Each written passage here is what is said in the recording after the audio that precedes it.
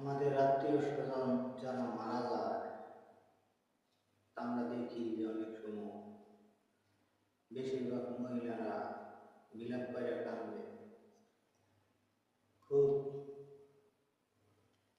এমন জোরে কান্দাকাটি, এরপরে অনেকে আছে যে নিজের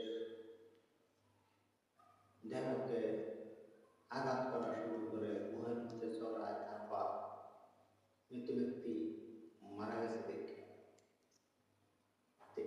এরকম করলে আসলে তার কি ক্ষতিটা হবে, এই সম্পর্কে হাদিস শরীফের ভিতরে বিস্তারিত এইভাবে বর্ণনা করা আছে যে আসলে যে ব্যক্তি কান্নাকাটি করতেছে এতে তো মৃত ব্যক্তির কোনো দোষ নাই।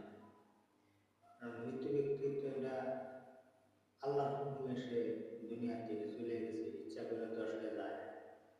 একদিন যে কান্নাকাটি করতেছে একদিন তারও জন্ম, সেও কিন্তু একদিন বাঁচত না। কারণ সমস্ত সৃষ্টি জগতে মৃত্যু আছে, মৃত্যু হবি।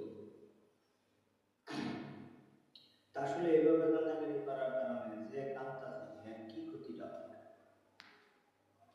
তার ক্ষতি হলো আল্লাহ রসুল জনাব মুহাম্মদ রাসূলুল্লাহ সাল্লাল্লাহু আলাইহি ওয়াসাল্লাম বলেন যে সে আমাদের অন্তর্ভুক্ত না, অর্থাৎ সে আল্লাহ এবং রাসূলের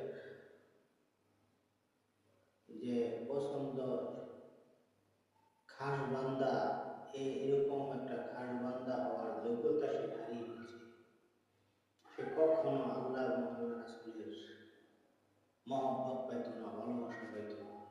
কারণ সে তাকে এরকম বলা হয়েছে যে সে আমাদের অন্তর্ভুক্ত না, অর্থাৎ সে আল্লাহর কাছে এবং রাসূলের কাছে অপরাধী।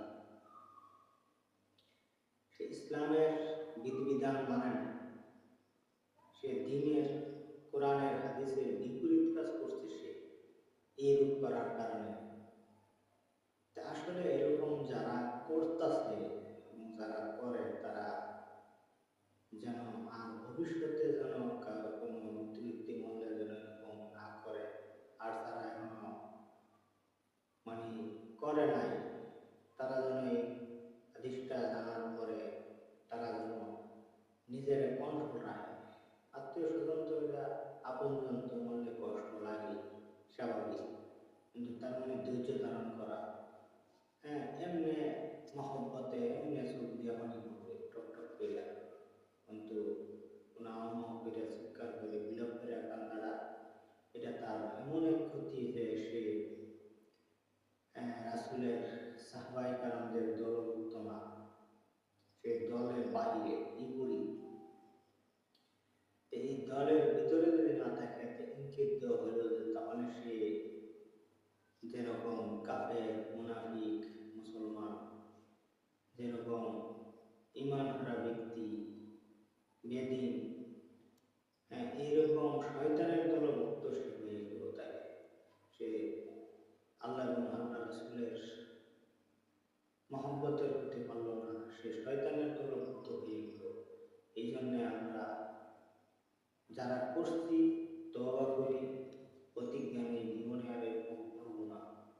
আর অন্যকে আমরা এই কথাগুলো বলি যে তোমরা যেন আগের থেকে এই হাদিসটি যদি তাদের জানা যায়, ওই সময় তাদের স্মরণ হবে যে আমি যদি বিলাপ করে কান্দি মৃত ব্যক্তির সামনে, তাহলে আমি আল্লাহ এবং আল্লাহ রাসূলের মহব্বতের হতে পারলাম না, আমি এই দলেরই থাকলাম না, ইসলাম ধর্মের ভিতরে আমার কোনো মানে সারিবেট নেই, আমি ইসলাম ধর্মের ভিতরে আসি, আমি ইসলাম ধর্মের বিধিবিধান মানতেছি, এরকম কোনো